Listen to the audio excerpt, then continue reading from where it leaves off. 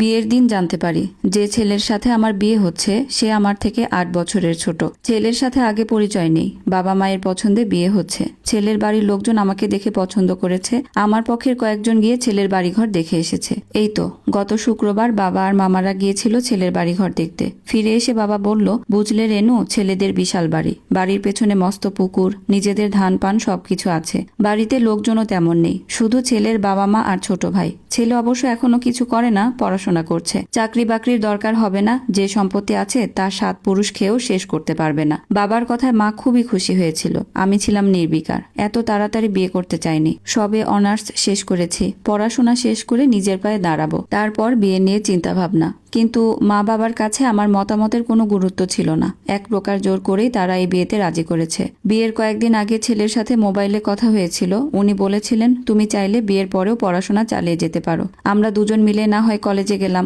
আসলে আমার একান্ত নিজের একজন বন্ধু দরকার, তাই মা বাবাকে বিয়ের কথা বলেছি। সেদিন বেশ কিছু সময় কথা হয়েছিল। ওনার কথায় সন্তুষ্ট হয়েছিলাম বিধায় বিয়ে নিয়ে খুব বেশি ঝামেলা করিনি। কিন্তু এখন যেসব দেখছি তাতে কিছু বুঝতে পারছি না। মা বাবা কি করে এত কম বয়সে একজন ছেলের সাথে আমার বিয়ে দিতে পারে? আবার ছেলে পক্ষই বা কেমন? আজকাল ছেলের বয়স বেশি আর মেয়ের বয়স কম হয়, কিন্তু আমার ক্ষেত্রে ব্যাপারটা সম্পূর্ণ বিপরীত। ঘরোয়া আয়োজনে বিয়ে হচ্ছে। যেহেতু ছেলের বিয়ের বয়স হয়নি, তাই ধুমধাম করে বিয়ে হবে না। নানান চিন্তা মাথায় ঘুরপাক খাচ্ছে, কোনো হিসাব মিলাতে পারছি না। চিরচেনা বাড়িটাও আজ অদ্ভুতভাবে অচেনা হয়ে গেছে। মা বাবাকে দেখেও চিনতে পারছি না। এত বেশি বিচলিত হওয়ার হয়তো অস্বাভাবিক। চাইলেই পুলিশ ডেকে সবকিছু এলোমেলো করে দিতে পারি, কিন্তু পারছি না। আমার হাত পা, কণ্ঠনালী সহ সমস্ত শরীর কোনো অশরীরী শক্তি চেপে ধরে আছে। শরীর অবশ হয়ে আছে, মুখ দিয়ে কথা বের হচ্ছে না, যেন সমস্ত শক্তি হারিয়ে ফেলেছি। রাত 1টা, ফুলে সাজানো বিছানায় বসে আছি। বিয়েটা আইনিভাবে অনৈতিক, তাই রাতে সম্পন্ন হয়েছে। বিয়ে শেষে শ্বশুরবাড়ি আসতে আসতে রাত 11টা। তারপর নানান আচার অনুষ্ঠান শেষে এখন ঘরে এসে বসেছি। বর নামক মানুষটা এখনো আসেনি। বিয়ের সময় কয়েক পলক দেখেছিলাম বটে, কিন্তু অস্পষ্ট।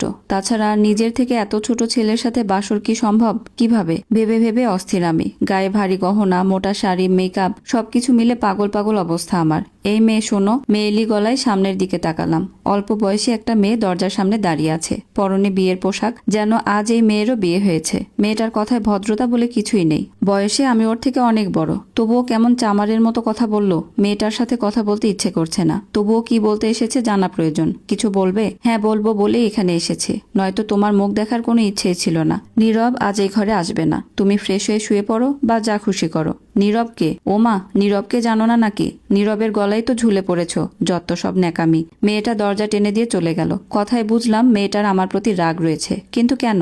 অপরিচিত কারো সাথে কিসের রাগারাগি? আবার এমনও তো হতে পারে মেয়েটা আমার কাছে অপরিচিত, কিন্তু সে আমাকে খুব ভালো করে চেনে। নানান চিন্তায় অনেক রাত পর্যন্ত ঘুমোতে পারিনি। ছোট থেকে খুব কড়া শাসনে বড় হয়েছি। হাতে গোনা 2-1 মেয়ে ছাড়া কোনো বন্ধু বান্ধব নেই। স্কুল জীবনে বেশ ভালো কাটলেও কলেজে ওঠার পর বড্ড ভীতু হয়ে গিয়েছিলাম। এর অবশ্য কারণ আছে। ক্লাস 3-তে বাবা গার্লস স্কুলে ভর্তি করে দিলেন। নিজে থেকে পছন্দ করে একজন বান্ধবীও ঠিক করে দিল। ওই মেয়ের সাথে ছাড়া অন্য কারোর সাথে কথা বলা নিষেধ। সবার সাথে মিশলে নাকি আমি খারাপ হয়ে যাব।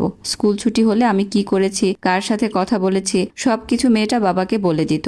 একদিন নতুন একটা মেয়ের সাথে অনেক সময় কথা বলেছিলাম। মেয়েটা বেশ ভালো, নিজে থেকে আমার সাথে পরিচিত হতে এসেছিল। কিন্তু আমার একমাত্র বান্ধবী ছুটির পর বাবাকে সব বলে দিল। সেদিন রাতে বাবা ঘরের দরজা বন্ধ করে ইচ্ছে মতো এরপর আর কারোর সাথে কথা বলার সাহস দেখায়নি। স্কুল শেষে কলেজে ভর্তি হলাম, বাবার সাথে কলেজে যেতাম। সামনের বেঞ্চে বসে স্যারদের কথার নোট তৈরি করে আবার বাবার সাথেই বাসায় ফিরে আসতাম।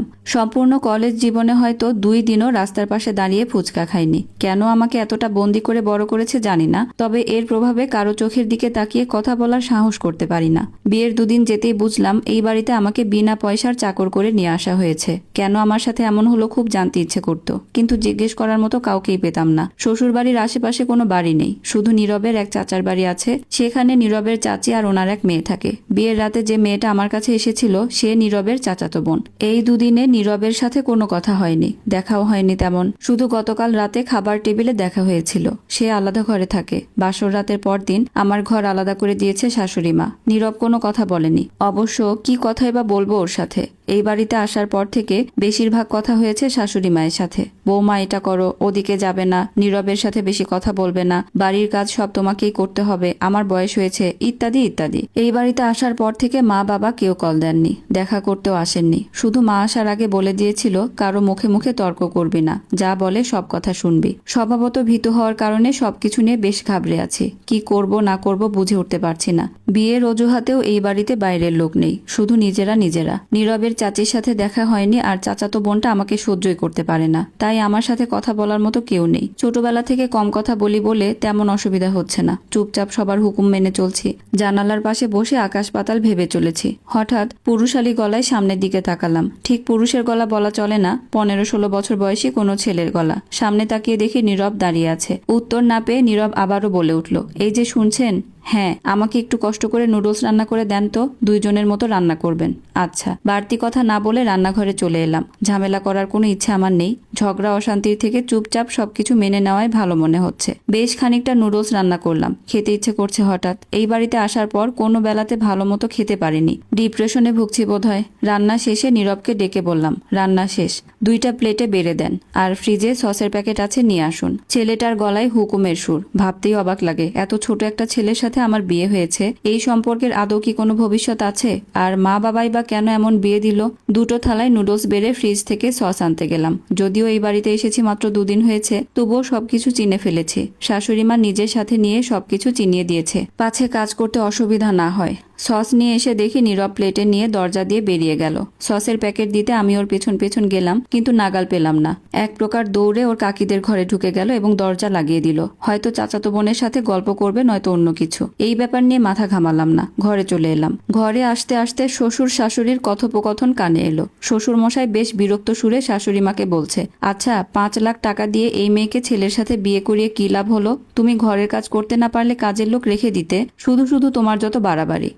তুমি রাগ করছো কেন? আমি সব বুঝে শুনেই করেছি। শ্বশুর মশাই হয়তো আরো কিছু বলতে চেয়েছিল, কিন্তু আমাকে দেখে চুপ হয়ে গেল। শাশুড়ি মা হেসে বলল, বৌমা এলে, কোথায় গিয়েছিলে? তোমার শ্বশুর আব্বুকে 1 কাপ চা বানিয়ে দাও তো। শাশুড়ি মায়ের কথা স্পষ্ট বুঝতে পারলাম না। মা বাবাকে 5 লাখ টাকা দিয়ে আমাকে ছেলের বউ করেছে এরা, কিন্তু কেন? নাকি ভুল বুঝলাম? হয়তো বিয়েতে 5 লাখ টাকা খরচ হয়েছে।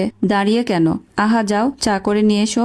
জি, যাচ্ছি। চা বানাতে বানাতে মনে হলো মা বাবার সাথে কথা বলা দরকার, কোথাও খুব বড় ঝামেলা আছে। ছোট থেকে এক প্রকার বন্দি বানিয়ে বড় করেছে। মা তো লেখাপড়াও করতে দিতে চাইতেন না, শুধুমাত্র দাদির জন্য পারেনি। দাদি গ্রামে থাকে, বছরে 2-4 বার আমাদের বাড়িতে বেড়াতে আসে। আমার কোনো ভাই বোন নেই, বাড়িতে শুধু মা বাবা আর আমি। দাদি আসলে আমার দিনগুলো খুব সুন্দর কাটতো। মা বাবা কোনো খারাপ ব্যবহার করতেন না। দাদি প্রতিবার যাওয়ার আগে বাবাকে ডেকে বলতেন, পাপ করেছিস তুই, খুব বড় পাপ। মেয়েটাকে মানুষ করে অন্তত কিছু পাপ কমানোর চেষ্টা কর। এই কথার মানে আমি জানি না। দাদিকে প্রশ্ন করলে বলতো, তোর বাবা ছেলে মেয়ে না হওয়ার জন্য নিজেকে শেষ করতে চেয়েছিল।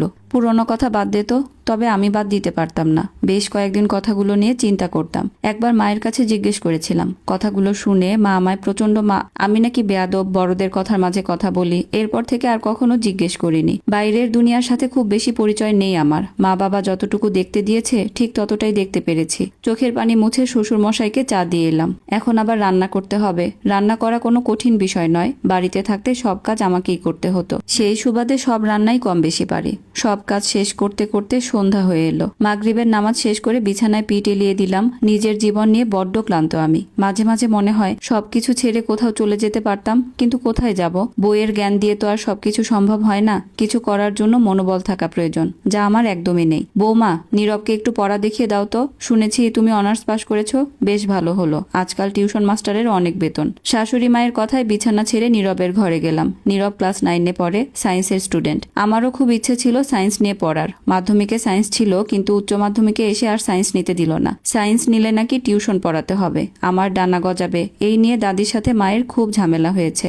দাদি প্রচন্ড রেগে গিয়েছিলেন। শেষ পর্যন্ত মা বললেন আমি নাকি গণিত ভালো পারি না, তাই সায়েন্স নিয়ে পড়ে কি করব? ফেল করার থেকে পাশ করা ঢের ভালো। কিন্তু দাদি নাছোড়বান্দা, রাগারাগি করে গ্রামে ফিরে গেলেন। অনেক রাত পর্যন্ত নীরবকে পড়ালাম। ছেলেটার মেধা আছে, একবারে বেশি বোঝাতে হলো না। শাশুড়ি মা বেজায় খুশি। খাওয়া দাওয়া শেষে বিছানায় গিয়ে দেখলাম 1টা বাজে। সারাদিনের ক্লান্তিতে ঘুমিয়ে পড়লাম। দেখতে দেখতে 1 মাস পার হয়ে গেল এই বাড়িতে। খুব বেশি খারাপ সময় কাটছে না। সারাদিন বাড়ির সব কাজ সেরে সন্ধ্যা থেকে নীরবকে পড়ানো, এটাই রুটিন হয়ে দাঁড়িয়েছে। শাশুড়ি মা কাজের হুকুম করলেও কখনো গায়ে হাত তোলে না। বাজে বাজে কথাও বলে না, শুধু এটা করো ওই কাজ শেষ হয়নি কেন, এইটুকু কথার হাত থেকে বাঁচার জন্য গুছিয়ে কাজ করার চেষ্টা করি। নীরবের সাথে বেশ ভালো বন্ধুত্ব হয়েছে আমার। পড়ার বিষয়ে কথা বলতে বলতে হঠাৎ দুজনে খিলখিল করে হেসে উঠি। হাসির শব্দে শাশুড়িমা ভরকে যায়, দৌড়ে আসে, তারপর কিছু না বলেই ফিরে চলে যায়। মাঝে মধ্যে রান্নার সময় নীরব এটা ওটা বানিয়ে দেওয়ার আবদার করে। এই তো গতকাল দুপুরে রান্না করছি, হঠাৎ নীরব গিয়ে বলল, কি কি রান্না করবেন? মাছ, ডাল আর সবজি।